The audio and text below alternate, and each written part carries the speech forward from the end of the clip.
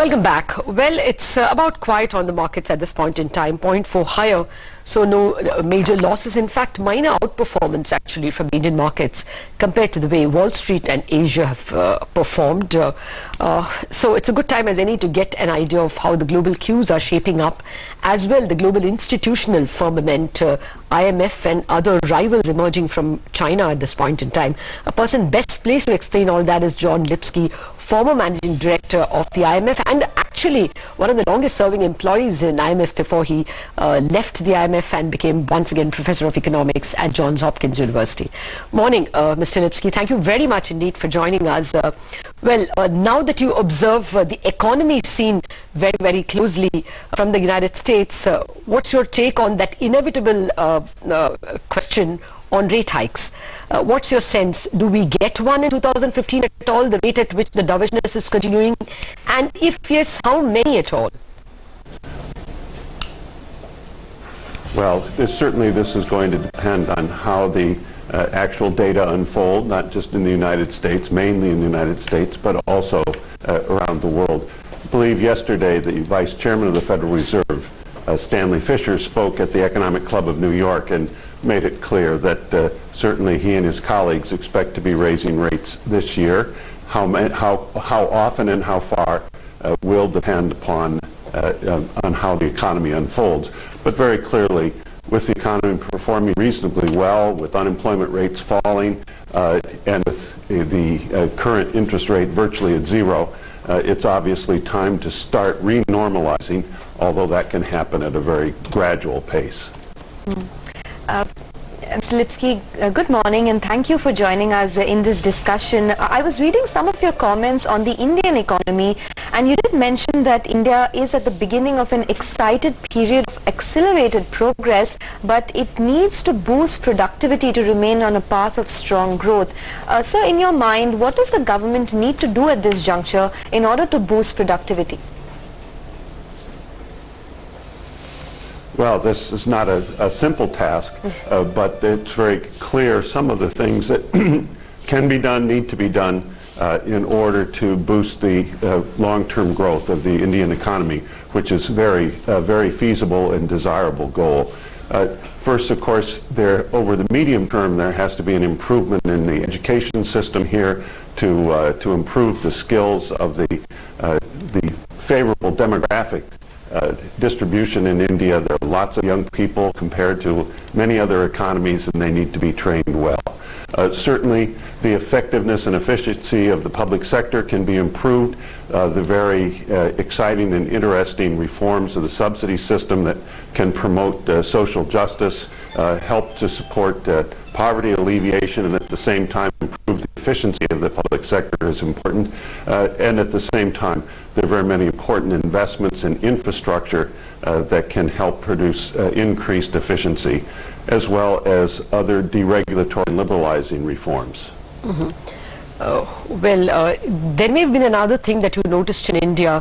Governor Rajan has pushed for a more formalized inflation targeting, flexible inflation targeting, albeit. This is the first time India has accepted it in the form of an agreement between the government and the central bank. This is happening at a time when actually inflation targeting seems to have receded a bit in the West, and people are talking more about financial stability as the responsibility for the central bank. What are your comments on the India development? Well, certainly high inflation and uncertainty about inflation in the future has been an inhibitor on economic growth and progress in India. And therefore, if greater credibility to the RBI's and government's medium-term inflation target ought to be a helpful step in the Indian context. At the same time, I should have mentioned also in my earlier response that the development of the financial sector, the efforts at financial inclusion also go hand in hand with with monetary policy and improving the prospects for India's economy. Okay, I wanted to ask you about another institution that's now evolving in the international institutional space. The Asian Infrastructure Investment Bank, that $50 billion giant, which is being encouraged by China a goodish bit. How do you see this, say, 5 years down the line? Will it rival the IMF? At the moment, IMF has been very encouraging of this institution, but will it at some point upstage the IMF? No, the institutions have very different natures and very different goals. They should be complementary, and you use the word giant for this new institution. It certainly has prospects for importance in the future, but so far it has to begin operations. Yes. And it's certainly clear that there are large-scale infrastructure needs, not just in India, but throughout Asia, and a new institution that will help drive efficiency and effectiveness in developing that infrastructure will be helpful. And as you probably saw, more to the point, the leaders of the World Bank and the Asian Development Bank have also stated their willingness to act in a cooperative way with their new institution. And those are the institutions that work more closely aligned and not the IMF. Yeah, I take your point that it's only a potential giant. It's not as yet a giant. It's yet to be born.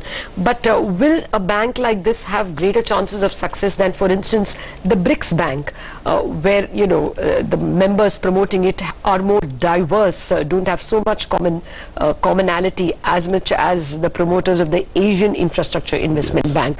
Do you think it's more likely to succeed than the BRICS Bank? Of course.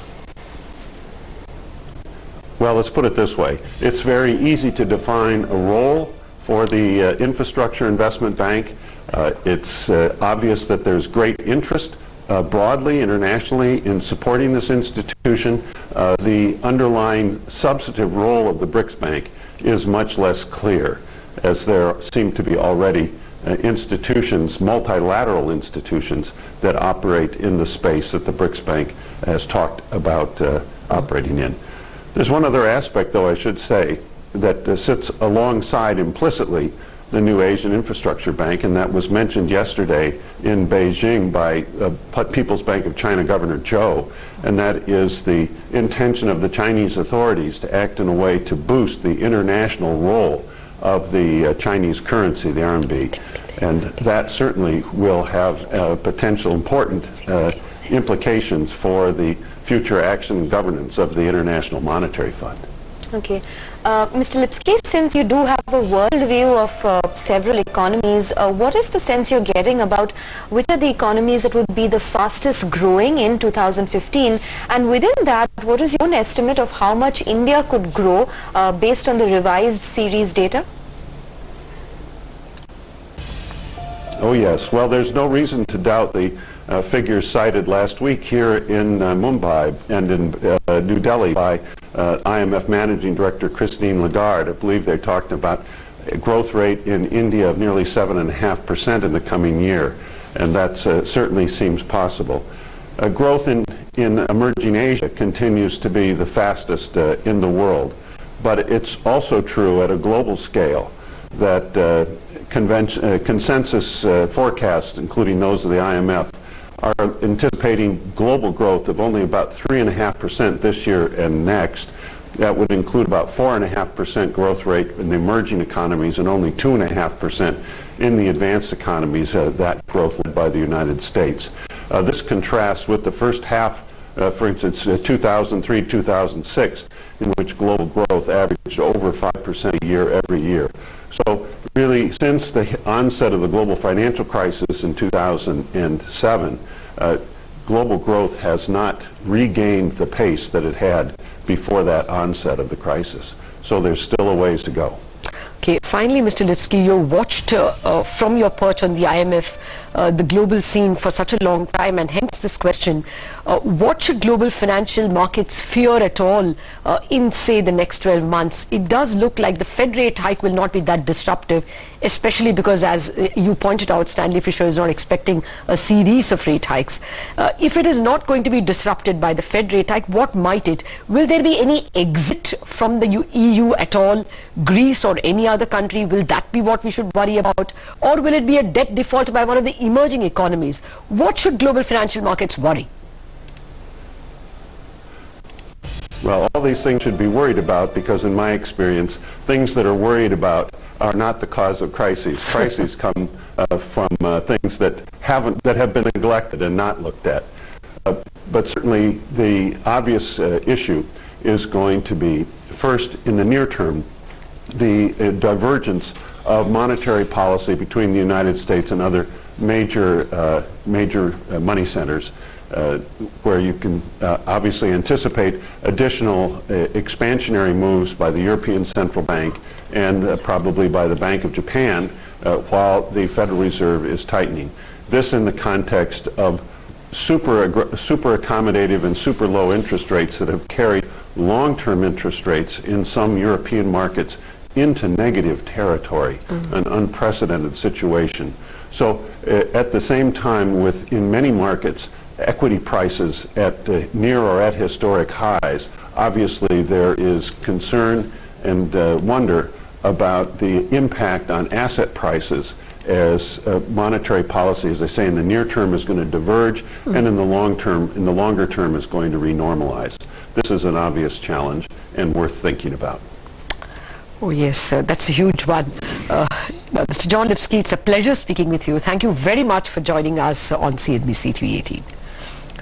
Well, we have to wind down on Bazaar on that note. We leave the markets actually in fairly ship shape, 0.25% higher for the Sensex and the Nifty and the mid-caps in tow. So plenty of trading ideas out there, all that coming up for you on Traders Only.